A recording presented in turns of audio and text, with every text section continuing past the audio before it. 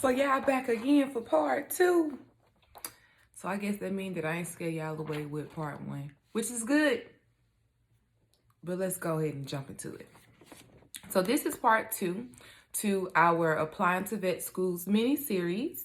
So this part 2 is actually addressing the actual process of applying to vet school. So in this video, we will talk about the application process, application fees, interviews, and then we'll finish up with my application experience. Okay, so with the application process, like I said in my first video, the most important thing that you want to do is prepare. You do not want to be scrambling around trying to find all this information, get transcripts and everything when it's time to apply, honey. You want to know what you need to do, so you just need to press a button and it's gone, okay? All right. So when you do enter the VMCAS and you set up your actual profile, you want to make sure you follow all the steps very closely, okay? All right. I'm actually going to put a link below that is going to show you a sample application so you can scroll through and kind of look at what you will be expected to have. Yes. So in that application that you do submit, you do include a resume, if I'm not mistaken. And on that resume, I do want to point out that it is vital that you include your animal and non-animal experience.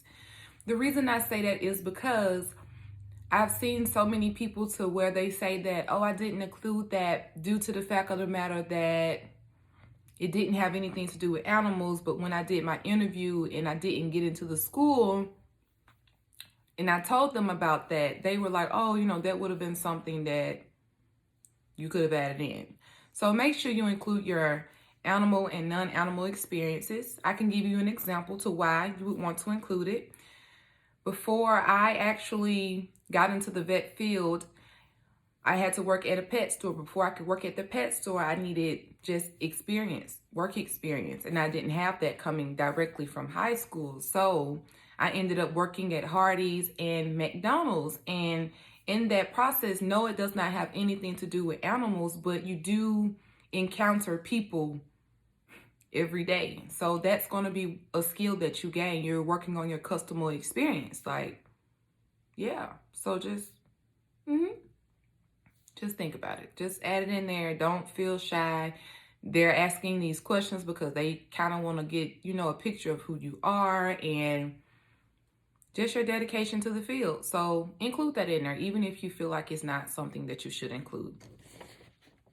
All right, so we'll go ahead and talk about the application fees.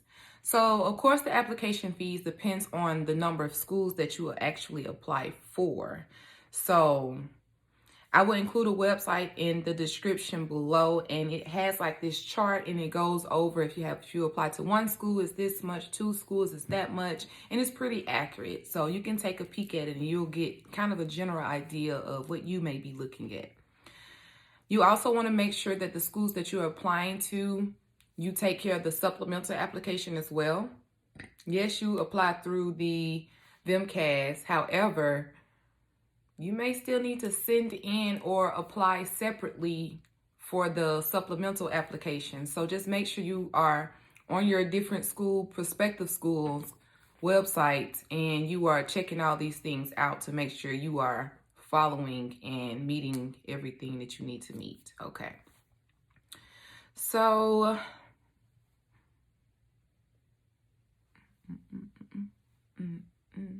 okay, I'm sorry, y'all. My mind would be, let me get on here. All right, so we talked about the supplemental applications. All right, so each individual school is going to be different when it comes down to applications. So Tuskegee, for instance, they wanted us to do, you know, mail-in. So it was no option to submit your supplemental online. You had to make sure you mail it in, which means that you need to be getting that in ASAP, because if there are any delays in the mail or anything, that's delaying your application. So you want to make sure you're doing all of this stuff well before the deadline, okay? Okay. All right, so next let's go into interviews.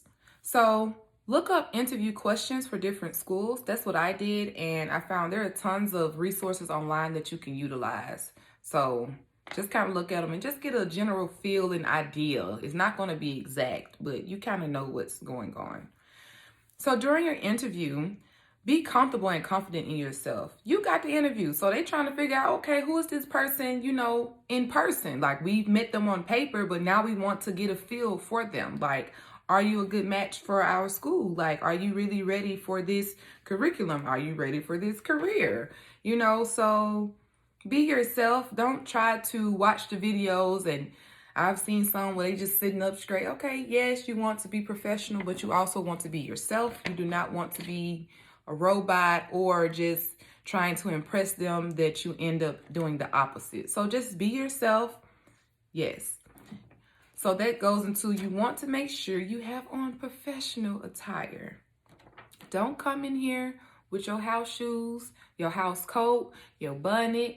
Yes, I understand how you got to keep them edges straight. I get it, but this ain't the time. You want to make sure you look like you're preparing for an interview, okay? Make sure you don't look like you just rolled over out the bed to just come up in here. No, ma'am. You need to look like you brush your teeth, washed your face, done something to your hair, okay? Thank you. All right. It's very vital that you breathe during just the application process, during the interview process. Breathe. Yes, it's nerve-wracking. Yes, this can be life-changing, but enjoy this moment.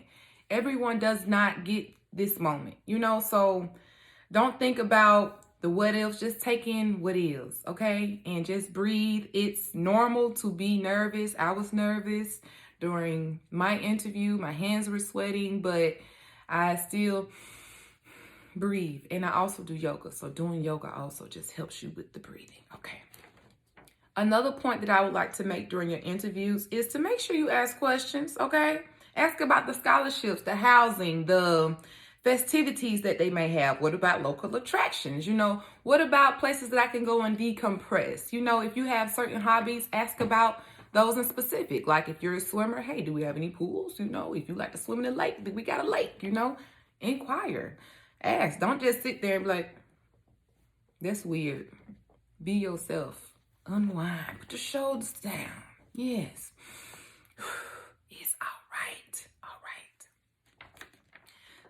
So laugh. Be yourself. And like I said, enjoy this opportunity. Everyone does not get this moment. Enjoy it. If you get into vet school, you probably ain't gonna get this moment again because you accept it. So you experienced it. So enjoy it. Enjoy it. Suck it in. Be a sponge. Okay. So now let's talk about my personal application experience. But if you do have any questions about any of the points that we've mentioned previously, please reach out and inquire, okay? All right, so moving forward. So I personally applied to 3 schools. That's why I say never put all of your eggs into one basket. My mama told me don't do that. So it's a principle that I follow. So if you don't know, I'm telling you, never put all your eggs into one basket. Okay, so I applied to UGA, which is in-state. I applied to Auburn, Veronica, Hush. And I also applied to Tuskegee, which is also out of state. Yeah, you finna, don't try it, honey.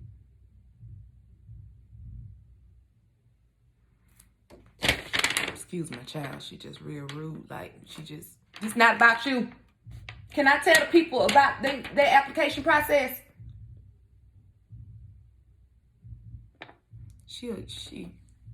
It's all right. Yeah, I don't pay no mind to her. She just let her stay over there. Yeah. All right. So when I applied, I had a 3.75 GPA. So you usually apply the year before you graduate. A lot of people don't know this. A lot of people think that the applications open twice a year. They do not. They open annually, and they open usually around the same time every year. So you want to make sure that you're looking at these dates and you are keeping up with these dates as well. Okay? Okay. All righty. So I did take the GRE. You finna go to timeout. Yes, because you're being a bad little girl. Yeah, I don't have kids. Okay. Okay. So I did take the GRE and I didn't do good. I'm gonna let you know. So for verbal, I had a 147, and for the quantitative portion, I had a 136. But I'm also gonna be honest with you, because I knew that I did not need it for most of my schools. I think one of the schools, they wanted you to submit, but they weren't actually like looking at it, just you took it. So I was like, okay, I'll take it. And I took the GRE in under 30 minutes. I did. I did not even try. I didn't. I got on there. I said, oh, yeah. Click, click. Do I know this? I think. Okay, I try. That might be right. I don't know. Click. I'm tired now. Click, click, click, click. So, yeah, don't be me, honey. With us coming out of the COVID and, with this vaccine, they are, coming out of, not considering the GRE. So make sure you study for it and you take it serious. Okay? Don't be like me. All right. So all the schools that I applied to, so UGA, Tuskegee, and Auburn, they all required supplemental application. And those applications were about $400 within themselves.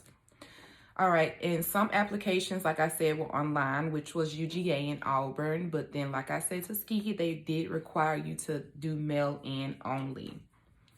All my different schools that I applied to, they all had different prereqs. So make sure you keep up with this. That chart that I gave you guys in the last video, make sure you utilize that. And I'll make sure I tag that in the link below as well.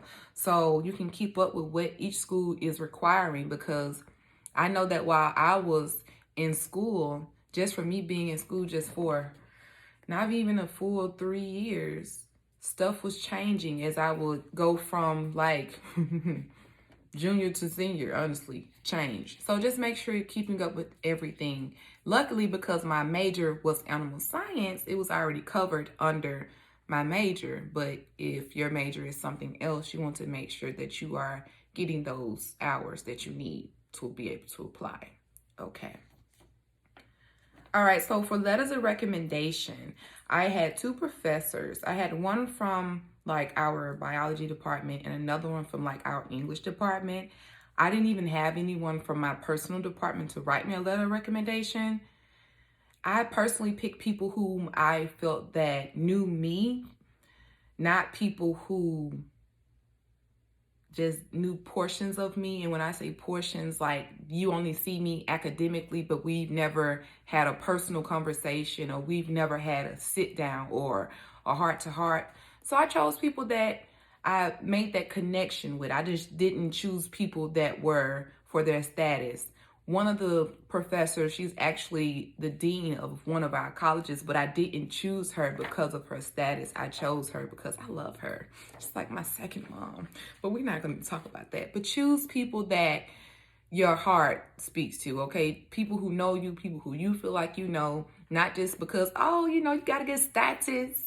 Let me choose you. But then they write a letter that doesn't really reflect you. And you're like, oh, but you should have chose better. It's your fault. Yeah. Okay. So for interviews, so I received invitations in email in like early and late December, depending on the schools. Keep in mind that UGA at the time, they did not do interviews. From all the time I've known them, they haven't. I don't know if they may in the future, but they don't do interviews. So it was just Auburn and Tuskegee that I got my interview opportunities from. So through the email, of course, you set a date. And because it was during COVID, we did virtual. So it was on Zoom. So yeah, so I had both my interviews on Zoom. It's nice. Like I said, you're dressed nice. I wore this shirt. God's fighting for us. Yeah. Hola, ¿cómo estás? All right. So during my personal interview, they asked me questions about like zoonosis. They asked me about my dream goals, and just about how do I plan to handle like financially the veterinarian just curriculum. Like, baby, it's expensive. So how do you plan on dealing with this financial stress, So those are some of the questions that they asked me, but everyone gets asked different questions, bro. So you just have to, be yourself. Yes. Okay. So when I ask questions that I mentioned earlier, but I mainly just, to sum it up, I asked questions just about the DVM program itself and the experiences that I would have. And then I kind of asked about just the town and the attractions and what students usually do, like, you know, for fun and things like that, just to see if, you know, I might find me a little crowd, you know, a little crew, you know what I'm saying? Yeah. All right, so I heard back as soon as January the 8th, but from other schools, I didn't hear back from till like February. So, and it was late February. So time you hear back varies, but there are also different schools. So yes. So it is possible to be waitlisted until the first day of class. And I got this information from Auburn, who actually waitlisted me. And they was like, well, you know, you can be waitlisted, you know, until the first day of class, so blah, blah, blah. I'm just like, okay, I'm not waiting until the first day of class. Like, my mom told me don't put all my eggs in one basket. Okay, so UGA came, and they was like, well, you can't come over here either. So they rejected me too, you know. I cried for a little bit, I did. It was all right, though. The Lord, he came and he comforted me. But before I got that experience, or the waitlist experience, the Lord had already told me that I was accepted at Tuskegee. I got that letter first. So the Lord, he's so good, y'all, because he allowed me to get all three experiences at once. I got accepted, waitlisted, and rejected. That's crazy. The Lord is good, so count your blessings. Amen. So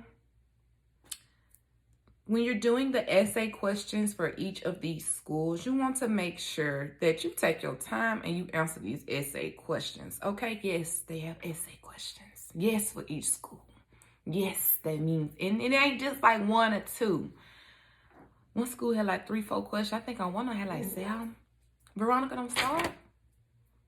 Yes, 7. That's what I said. For you that don't know, 7 or 7, same thing. Have 14. There you go. So make sure you're taking the time. One line of advice I can give with that is, when I was filling out my applications, I kind of tried to focus on them one at a time to make sure I fully completed it before I went to the next one. So when it came down to the actual essay questions, I would kind of like write them down, and throughout the day, I would be thinking about it, and I would kind of just like jot down maybe something I would want to include in the actual response that I would be writing. And I would take all those thoughts that I would accumulate through the day, put those together, and bam, that's my answer. Of course, you know, I read over to make sure it made sense, but yeah. So I guess the method with that is to work on it over time. Don't just try to sit there and bombard yourself with essay question after essay question, because that ain't gonna do good for you, honey. You don't want that. So just take it with you and take it step by step, and don't rush yourself. Like I said, the earlier that you begin, the more easier this is going to be. Okay. Alrighty, so as far as my clinical hours, I earned about 4,500 hours working in a vet field. So I worked in the vet field for over 3 years. So this is how I gained my experience. I did not graduate high school and immediately go to undergrad. I graduated high school, worked for a couple of years, and then went to undergrad. So that's just something to note, but I made sure that the reason I was not in school is because I was getting the experience. Because a lot of times we as students, as young adults, we go and we get these degrees, but then the jobs are still asking for the experience, but you don't have the experience because you've been in school. So God blessed me to be able to work in the field, and I've worked as a receptionist, to a vet assistant, to a vet tech. So I've just seen just all over just the vet field and what's required out of each one of those roles. And every one of them is vital, I must say. Okay. So yes, I worked at the pet store, then I started at Banfield, and then I ended with Woodland. Then I started school, and while in school, I maintained my GPA and stayed focused. So that was like my journey. But see, when I say I worked at the pet store, like I told y'all before the pet store, we worked at McDonald's, then we went to Hottie's, and both of these were like terrifying experiences, y'all. We're gonna have story time. Woo. Yes, they were terrifying experiences, but it was worth it for me to be able to gain the experience that was needed for me to be able to work at, what was it? Pet supermarket. That was my first job. And I loved it. I got to play with pocket pets. I got to educate clients. And in the midst of educating them, I'm educating myself. So get you a nice job that you'll enjoy. You got to get the experience anyway, but just know that working at a pet store, that does not count as your clinical, okay? Keep that in mind. That's just your animal experience. You do need those clinical hours. Those are the ones that are vital. Those are the ones that are under a vet. Those are the ones that they are looking for. Now, your other hours, those are just, it's like the bonus. You know what I'm saying? You know how you got the cake and you put the icing on the cake. But see, me, I like nuts too. So then you got to sprinkle the nuts on the cake. And it's just like, ooh, that's some good cake. Yeah, it's the same thing. You know what I'm saying? Make sure you include those things, okay? All right. So don't be discouraged. If you get accepted, congratulations. It's a great field. We need more Black folks, honestly, in the field. We do, because it's not a lot of us. It's not. And when I go to even my neighborhood or, you know, people that I either grew up with, and I'm like, oh, I want to be a doctor. I want to be a veterinarian. Honey, they look at you like you're crazy, like you to cuss them out.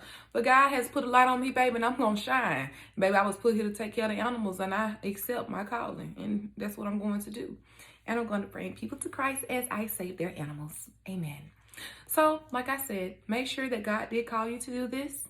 If you guys have any questions, concerns, comments, please leave them below. Don't forget to like, share, get this out there, you know, so people can get this information, because I believe that applications open May the 15th, I think. But that's the day I graduate, y'all. So I can't be on here doing this. So I had to do this early so y'all can get all this good info. Yes, I didn't want to leave anything out, but if I did, let me know.